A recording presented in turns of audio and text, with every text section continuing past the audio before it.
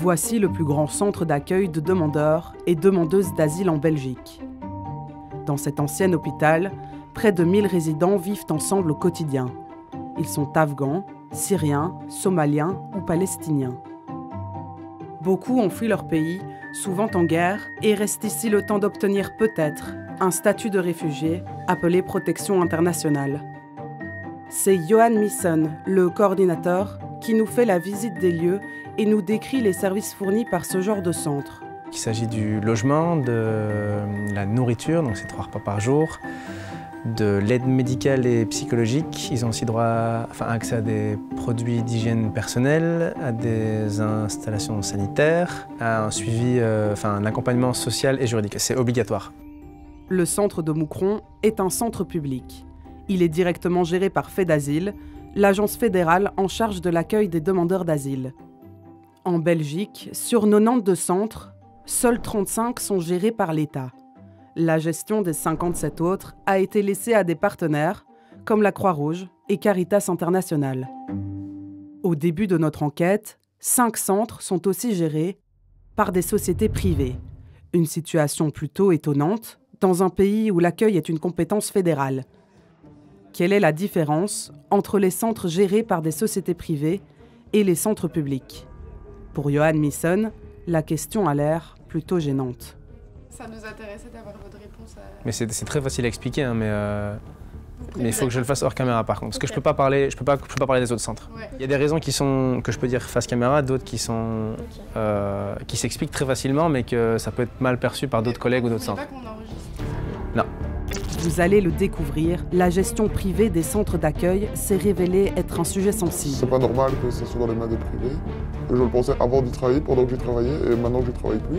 Non, voilà, l'avis sur le secteur privé, je crois que chacun peut en faire son avis. Pendant plusieurs mois, nous avons enquêté sur ces sociétés privées et sur un système décrié par de nombreux acteurs du secteur. Si je dois vous raconter des choses qui sont arrivées dues à cette négligence et au manque de personnel, on va y passer toute l'après-midi. Le climat explosif, c'était à chaque service, à chaque interaction entre les résidents et les équipes éducatives et médicales. Ces révélations, nous les avons amenées jusqu'à la plus haute autorité politique du pays. On commence à travailler avec le secteur privé dans une situation d'urgence et ça a un prix. Si on perd cette vision sociale et ce centrage à l'humain, mais on va y perdre tous.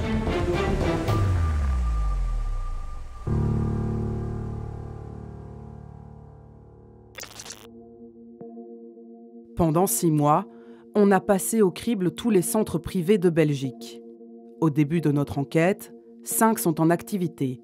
À Spa, Jalais, Marcinelle, Liège et Hasselt. C'est en 2015 que Theo Franken, le secrétaire d'État à l'asile et la migration de l'époque, autorise pour la première fois la privatisation de l'accueil. Nos recherches vont d'abord se concentrer sur un centre, Spa, géré par l'entreprise Svasta. Donc j'ai décidé d'arrêter de travailler à Svasta parce que j'en pouvais plus. Je me sentais complètement dépassé. Pourtant j'adore mon travail, mais là c'était trop. Svasta, c'est une filière de Corsendonk, un important groupe flamand d'hôtellerie et de clubs de vacances. Des activités qui n'ont a priori aucun rapport avec l'accueil des demandeurs d'asile. Le centre de Spa, le voici. Situé sur les hauteurs de la ville, il s'agit d'un ancien centre de vacances. Mais vous ne le verrez que de l'extérieur, car la direction nous a refusé l'entrée. Nous sommes dans une situation transitoire, je ne préfère pas vous recevoir maintenant. En termes de communication, c'est délicat. Nous marchons sur des œufs.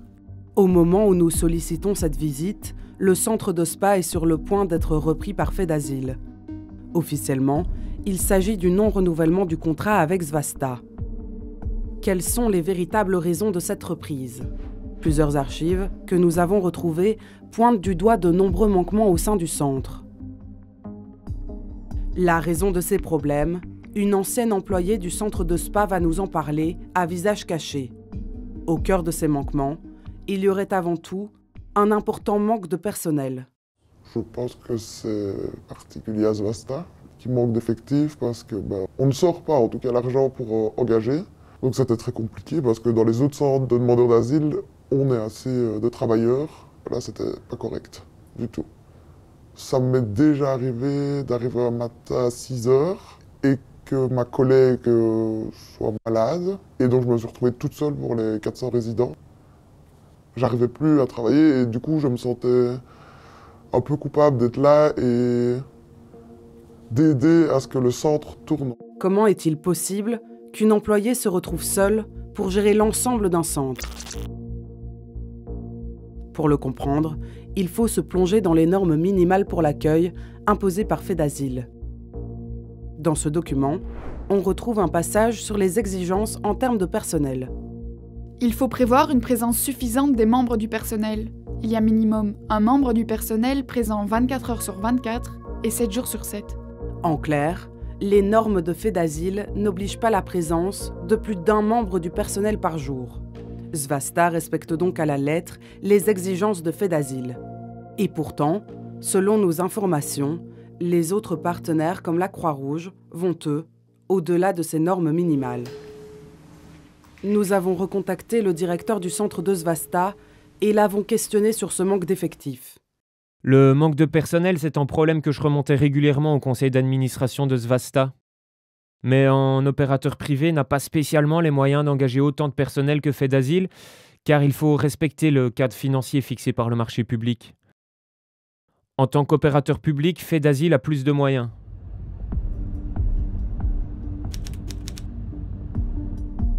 Ce service minimum, assuré par des sociétés comme Svasta, serait pourtant à la base de nombreux problèmes déjà relevés par Fedazil, en charge de contrôler l'accueil. Je crois qu'où il faut être le plus attentif, c'est parce qu'il y a une finalité financière. Et donc oui, il faut beaucoup de monitoring, il faut beaucoup de suivi, il faut beaucoup de coaching, parce qu'on n'est pas toujours dans les mêmes logiques. Ça c'est clair, il faut s'en rendre compte et il faut travailler avec. Et il faut nous mettre les outils et le suivi pour... Faut être attentif. Je crois que voilà, vous avez certainement entendu parler de Svasta, vous avez certainement entendu parler de Jalais. Jalais, c'est l'autre centre géré par Svasta. C'est la deuxième étape de notre enquête. Retour dans nos archives, là aussi, la gestion de l'opérateur privé a posé de nombreux problèmes. Nous avons fait une demande pour venir visiter le centre. Et cette fois-ci, on a accepté de nous ouvrir les portes.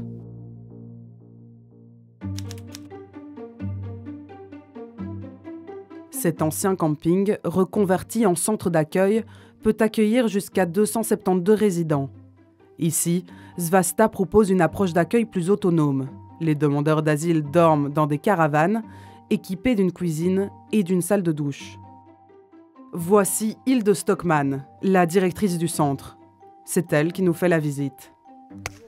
Ok, c'est lancé. Oui. Donc si je dois vous présenter l'infrastructure, c'est surtout chaque maison a tout. Chaque maison a sa salle de bain, ses toilettes, ses chambres à coucher, sa cuisine. Oui, donc, parce que c'est un ancien camping, donc tout est... Tous sont des chalets, sont tous des petites maisons. Hilde Stockmann est fière de nous présenter les infrastructures et les activités proposées à ses résidents. Ce qu'on veut vraiment leur donner, c'est une vie comme toi et moi. Oui, ok. C'est un village. Dans un village, vous vous organisez aussi. Oui. Vous avez une vie au niveau social. Pour cette directrice, son centre ressemblerait donc à un village, dans lequel les demandeurs d'asile s'organisent entre eux pour s'occuper. Pourtant, les normes de Fedazil indiquent que chaque centre doit organiser des activités. Mais une nouvelle fois, comme pour le nombre d'employés requis, les règles sont réduites à leur plus simple expression. Le résident a accès à une offre suffisante d'activités de loisirs. Une phrase laissée à l'interprétation des centres qui ne permet pas de contrôler l'offre d'activités proposée aux résidents. Lors de notre visite dans le centre, un résident nous interpelle. Il est ici depuis 2020. Selon lui, ce centre n'aurait rien d'un village. Tout est mauvais ici. Est-ce qu'il y a des activités organisées ici ? Quelles activités, par exemple? Je sais pas, je demande. Rien du tout. Dans les autres centres, il y avait pourtant des bonnes activités.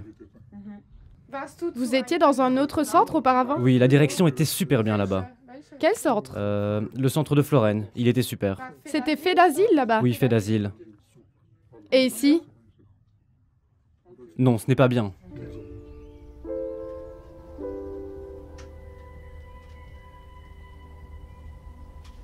Ces critiques ne s'arrêtent pas aux seuls résidents.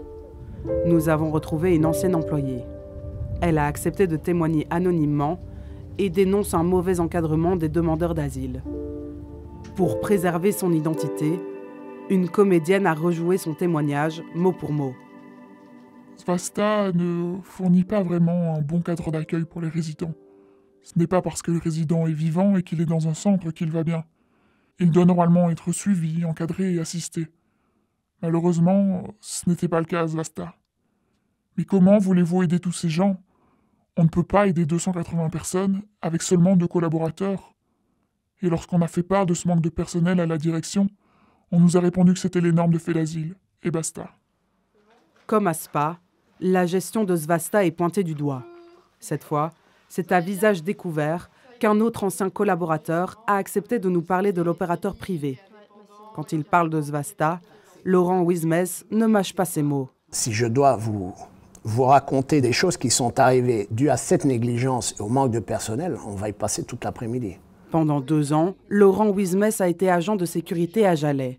Avant, il travaillait dans un centre Croix-Rouge. Il explique ne jamais avoir constaté autant de problèmes qu'à Svasta. Il faut aussi remonter plus haut et voir un peu le pourquoi. Pourquoi beaucoup de résidents chez Svasta boivent, prennent des médicaments ou se droguent? C'est parce que le centre est ultra isolé, il n'y a absolument rien à faire. Il n'y a rien, il n'y a même pas un ballon convenable, il n'y a pas un filet de volley, un baby-foot, je veux dire une table de ping-pong, il y en a une, il n'y a même pas de filet depuis le début. Ils n'ont pas, je ne sais pas, apparemment c'est peut-être trop cher. On a vu qu'il y avait quelques activités pour les enfants. Enfin, elle nous a montré une affiche. Ça vous confirmez que des activités pour les enfants étaient organisées? C'était extrêmement rare et souvent, paradoxalement, ça coïncide avec l'arrivée de FEDASIL, d'un audit de FEDASIL. À chaque fois, d'ailleurs, ça en devenait presque tragicomique.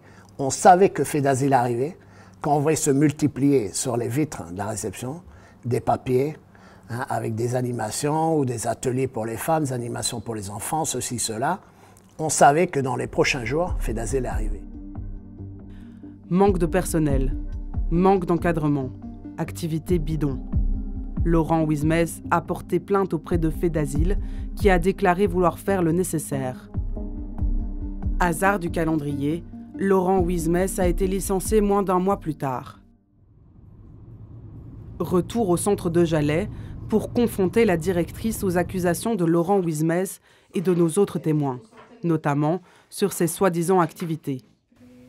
C'est quoi une activité? Chez nous, les résidents vont chaque jour faire leurs courses. Ils font leur cuisine. Ils prennent soin de leurs enfants. Ils font des formations. C'est ça qu'on va stimuler. Donc, le temps qu'ils sont dans le centre, la plupart est fatiguée. On nous a affirmé qu'avant les contrôles de FEDASIL, vous affichez un planning d'activités et que ces activités, au final, n'étaient jamais organisées après la venue de FEDASIL. Est-ce que vous pouvez répondre à ça? De temps en temps, il y a, par exemple, il y a quelqu'un qui veut organiser une activité. On organise une activité, les résidents ne sont pas intéressés. Mais est-ce que c'est systématique qu'avant la venue de FEDASIL, vous publiez un planning et qu'au final, les activités ne soient pas organisées? On peut faire un planning, on va organiser le planning. Et s'il n'y a pas de réponse des résidents, on va trouver une façon de comment ça va marcher. Face à nos questions, Hilde Stockmann semble mal à l'aise. Selon elle, la suppression des activités serait due au manque d'enthousiasme des résidents. Quant à la plainte de Laurent Wismes, l'ancien garde de sécurité, la directrice a une réponse toute trouvée. Non. Je sais qu'il s'est allé plaindre chez FEDASIL. FEDASIL a fait des contrôles après ça, mais ils ont retrouvé que tout est en ordre. Donc, FEDASIL peut toujours faire ses contrôles. Hilde Stockmann se retranche derrière ces contrôles organisés par FEDASIL. Mais que valent-ils vraiment? Sont-ils fiables? Retour avec notre ancienne employée. Pour elle, c'est en réalité tout le système qui est défaillant. Moi, j'ai assisté à plusieurs contrôles de faits d'asile. C'était juste de la paperasse administrative. Les inspecteurs restaient en haut dans le bureau avec la directrice, et puis vers midi, ils descendaient et allaient juste visiter 2 caravanes, alors que le centre en compte une 70aine. La faute, c'est pas vraiment Azvasta en fait, c'est les contrôles et tout le système de faits d'asile qui va pas. Plus nos recherches avancent, plus on se rend compte que les mêmes schémas se répètent. Mauvais encadrement des résidents, réduction du personnel et manque d'expérience dans l'accueil. Et il n'y a pas qu'à Azvasta qu'on constate ces manquements.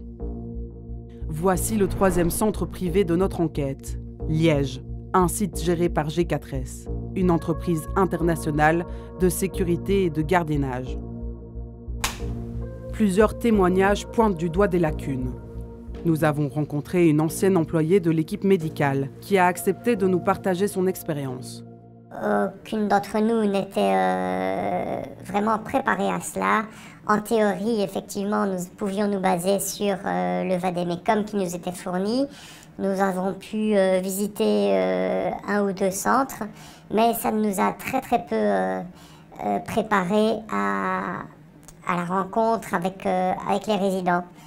C'est-à-dire que lorsqu'ils ont commencé à arriver par vagues successives, ça a été vraiment très dur pour nous.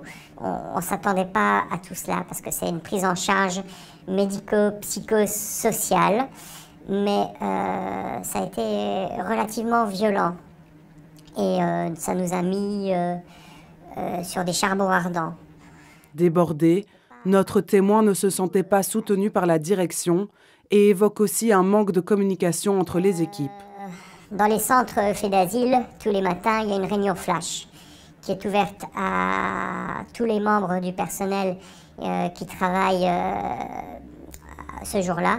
Mais la direction n'a pas voulu mettre en place ce type de réunion quotidienne parce qu'ils estimaient que c'était une perte de temps. Donc nous en souffrions et forcément le résident en souffrait également parce que les informations passaient très mal. Pendant plusieurs mois, nous avons tenté de rencontrer la direction du centre géré par G4S. Des coups de téléphone, des emails et surtout des refus. Les portes du centre de Liège resteront fermées pour nous. Chez Azvasta et G4S, le manque de personnel semble être la norme. Pour le CIRE, Association pour la défense des droits des personnes exilées et partenaire historique de faits d'asile, cette gestion privée a de graves conséquences sur la qualité d'accueil. L'accueil des demandeurs d'asile, si on ne le voit pas comme une mission sociale et qu'on le voit comme une mission lucrative, eh bien ça amène à modifier l'accueil que l'on fait des personnes qui sont accueillies dans la structure et à faire des réductions de coûts sur la nourriture, sur l'hébergement, sur l'encadrement. Ce n'est pas une réflexion sur la qualité de l'accueil, c'est une réflexion sur son coût, le coût-bénéfice et la marge qu'on va pouvoir se faire sur cette implication dans l'accueil des demandeurs d'asile. Notre enquête touche bientôt à sa fin. Mais il nous reste encore une destination, Marcinelle, dans le Hainaut. La société privée en charge de ce centre, c'est MyAssist, plus connue sous le nom de Senior Assist, une entreprise qui gère 10 maisons de repos en Belgique. Nous avons retrouvé d'anciens étudiants venus dans ce centre pour effectuer un stage en 2021. Une expérience qui ne s'est pas vraiment passée comme prévu. Après de nombreuses négligences constatées par les étudiants, leur école a décidé de mettre un terme au stage. Antoine est l'un de ces anciens stagiaires. Il a accepté de nous parler de ses journées dans le centre de Marcinelle et notamment de la gestion de la cantine. Les services de midi, on les a assurés tous les midis. On n'était pas censé le faire à la base, mais ils nous ont proposé une fois de le faire pour qu'on voit ce que c'était, et puis quand ils ont vu qu'on gérait la situation, ils nous ont laissé le faire. Quand il y avait un éducateur ou une infirmière qui venait en renfort pour servir, il ne servait pas assez certaines personnes ou il servait trop d'autres personnes, ce qui générait des tensions entre les résidents aussi et vis-à-vis de l'équipe qui servait. Le climat explosif, c'était à chaque service. Et j'ai même envie de dire chaque interaction entre les résidents et les équipes éducatives et médicales. Suite à ce stage, plusieurs étudiants, dont Antoine, ont adressé une plainte à Fedazil. En voici quelques extraits. Les résidents sous traitement médicamenteux reçoivent leurs médicaments de manière aléatoire. Certains ne les reçoivent pas et restent parfois 15 jours sans traitement. Cela fait plusieurs semaines que les résidents du 6e étage n'ont plus accès à l'eau chaude entre 6h et 20h. Nous avons pris contact avec le directeur du centre de Marcinelle. Il a accepté de nous rencontrer et de nous donner sa version des faits. Honnêtement, moi je n'ai pas compris le fondement de cette plainte en fait. Et je pense que c'est les étudiants qui ont malheureusement propagé ces informations-là sans poser les questions, sans avoir les informations réelles et en écoutant plutôt des rumeurs. Ouais. Et effectivement, Fedazil nous a dit, oui, on ne voit pas en quoi vous pouvez être incriminé. Donc clairement, pour nous, la plainte est abusive et c'est la même réponse que j'ai obtenue de Fedazil. Ça, c'est la version de Frédéric Stas, car ce n'est pas vraiment le même point de vue pour Fedazil. Je crois que la vérité peut-être se situe un peu entre les deux. On n'a jamais su vraiment qui disait vrai ou pas vrai. Maintenant, nous, en tant qu'agence, on n'a pas eu suffisamment d'éléments pour pouvoir prouver. Et bon, la charge de la preuve incombe aussi aux plaignants. Donc voilà, donc on continue la collaboration avec MyAssist. 3 sociétés privées, 4 centres et des manquements constatés partout en Wallonie. Une situation dont les premières victimes sont les demandeurs et demandeuses d'asile, mais aussi le personnel, débordé, qui n'a pas les moyens d'accompagner correctement les résidents. Alors, quel est l'avenir de la privatisation de l'accueil? Et l'État se rend-il vraiment compte de ce qu'il se passe derrière les murs de ces centres privés? Au fédéral, c'est Nicole Demore qui est responsable de l'asile et la migration. Là où il y a des problèmes, on doit les résoudre, ça c'est clair. On ne peut pas accepter que la qualité de l'accueil n'est pas suffisante. Dans tous les centres privés où on allait, le personnel était vraiment réduit au minimum et quand on a regardé dans les normes, on se rend compte en fait qu'il est écrit qu'il faut minimum 1 membre du personnel pour l'ensemble du centre. Vous ne trouvez pas que les normes seraient peut-être aussi un peu trop minimales, justement? Je ne pense pas que le norme est une personne pour gérer toute une centre. Si, ce qu'il est mis dans les normes, c'est qu'il faut 1 membre du personnel sur place. Mais il n'y a jamais une personne qui travaille dans l'ensemble d'un centre, ça c'est clair. Durant notre interview, la secrétaire d'État ne répondra jamais à nos remarques concernant la faiblesse des normes établies par Fedazil. Reste une question centrale à lui poser. Quel montant l'État donne-t-il à ces sociétés privées? Ces chiffres ne sont pas publics. Ils sont en moyenne, ils sont 74 € par place par jour. Et c'est vrai que ces montants pour les acteurs privés sont plus hauts. Et c'est aussi une conséquence du fait qu'on commence à travailler avec le secteur privé dans une situation d'urgence. On a besoin de plus de flexibilité, on a besoin d'une rapidité pour la création des places et ça a un prix. Les centres privés reçoivent donc plus d'argent que Fedazil et ses partenaires.